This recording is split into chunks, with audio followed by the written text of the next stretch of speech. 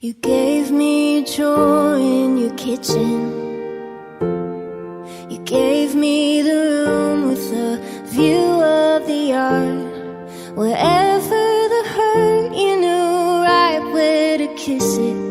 You gave me the best of your heart. And you carried my rocks in your pocket.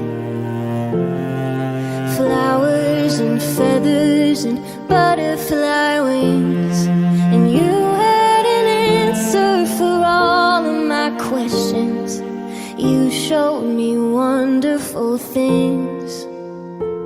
And I know that it... Happy Mother's Day, Ma. Nagpapasalamat ako sa Panginoon kasi naging malaking part ka sa buhay ko na sundin yung kalooban ng Diyos sa buhay ko.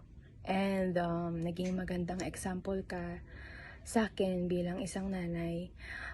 Ngayon na-appreciate kita kasi syempre wala ka na sa tabi ko, so kailangan mai-apply ko sa sarili ko yung mga natutunan ko, like patience, kindness, and everything. So, sa awa naman ng Diyos at sa tulong niya ay na-apply ko na ng gamay.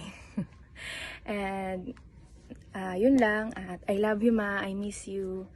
And binabati ko din pala ang mga mothers ng Bethel Bible Baptist Mission Carmona.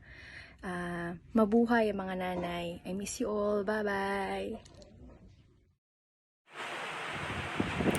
Happy Mother's Day po sa lahat ng mga nanay. Sabi po sa Proverbs 31 verse 10, "Who can find a virtuous woman, for her price is far above rubies."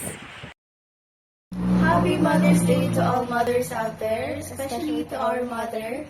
Mommy, happy Mother's Day. Thank you for everything. We love you. Happy Mother's Day po to all mothers out there. Salamat po sa araw-araw niyong pagtsatsaga sa amin. We're so proud of you po sa inyong lahat. Saludo po kami sa inyo. We love you po.